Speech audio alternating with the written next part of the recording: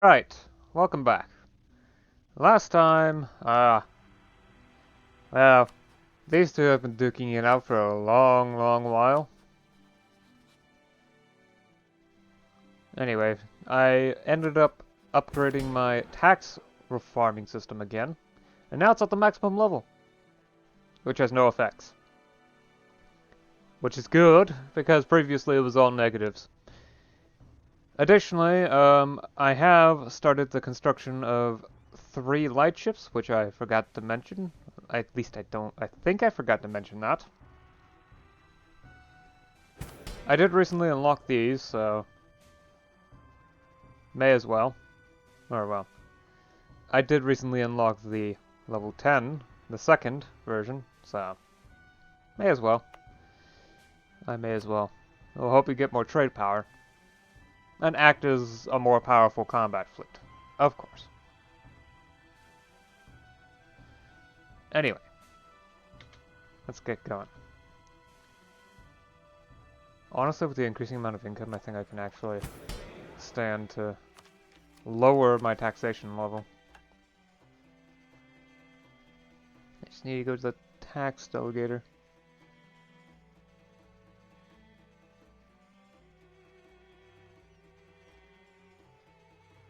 There it is. Let's reduce it by 5 on all types of power. I don't need... Well, actually, let's just leave mill power for the moment.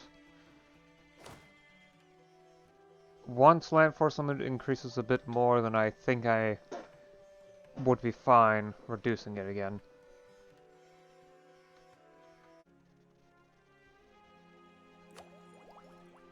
Oh, finally. Poll taxes.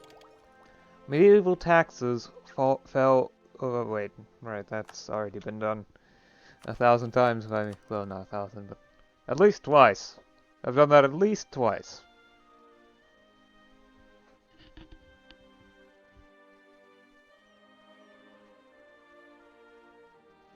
So, I need to finally decide, and I think I'm actually going to go bureaucracy. It also happens to be the one that doesn't raise centralization gain or reduce autonomy. He does have this yearly clan power reduction, which is absurdly good. Plus the, well, the small corruption reduction. This one's a bit bigger. So. Plus, it raises the institutional authority eventually. I probably should check the reforms to make sure I don't find one that does something that, well... Let me think what I'm trying to say. Right. Some reforms require a specific amount of ruler authority to pass. There we go. So I'm going to have to check to make sure that there isn't anything that affects that before I try it.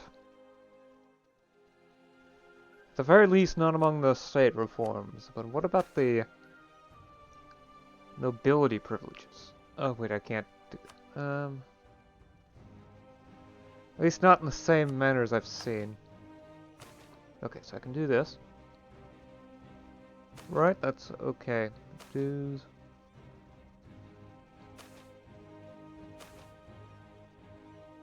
Right, okay. Hierarchy? It's not affected. This isn't affected either. What about this?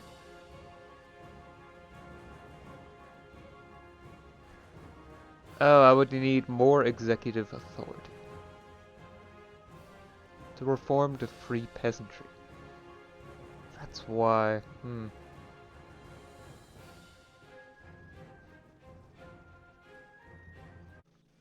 Anyway, Sofala is the one that claimed the province after all, so they'll be the ones taking it.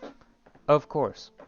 Besides, they're also the one that are right adjacent to it, so they have the best time. They would have the best time administrating this. This is especially important because it's wrong culture, wrong religion. All this together will make it a bit of a bad time to try to properly integrate unless you know what you're doing.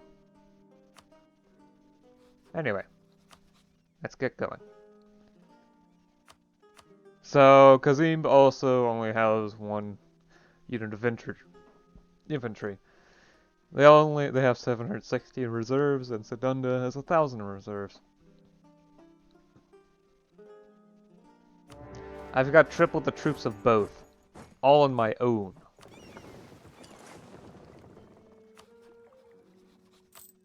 I don't need fleet that's at all. None of them have ships, so.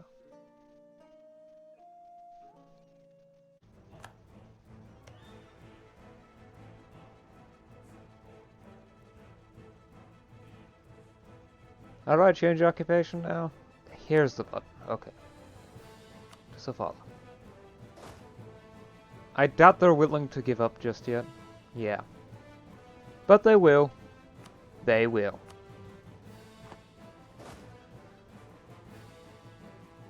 Okay. Right. Head back to home. I don't need you anymore.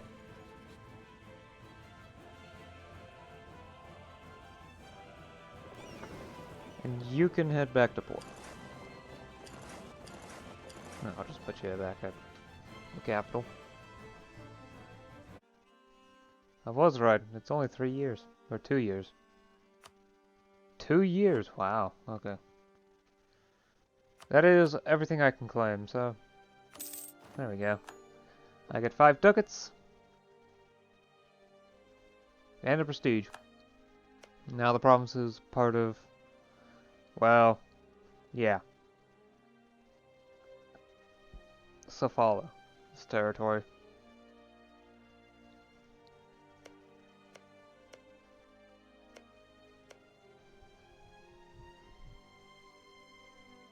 If I were to conquer territory over in this direction, this will probably go to Quelimane. This stuff would probably go to Safala. It's basically just based upon how close the capital is. Because that is sensible, right?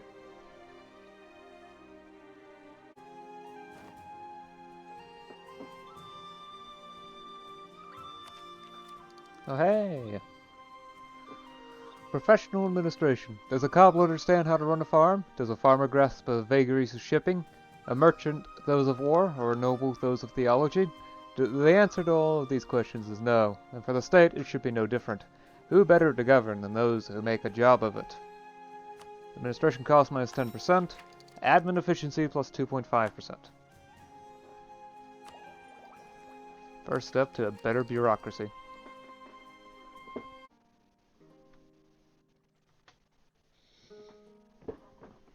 Believe it's about time. Yes. Alright then. So, since last time. Well, Pate has decided to no longer ally Ajuran. Now they're ally with Ifat. Joy. In more practical news, I actually managed to annex Sedanda. Yeah, okay. Or at least what's left of them. Yeah, so, well, I didn't annex them per se, Safala did, but still, close enough. I've also managed to continue increasing state reach. Now it's at 16%, 16.66%. Corruption's also decreasing, thankfully. I think centralization is starting to improve slowly. It's still extremely slow, but with corruption reducing, this is definitely beginning to improve. Though not by much. It certainly takes its sweet time, doesn't it?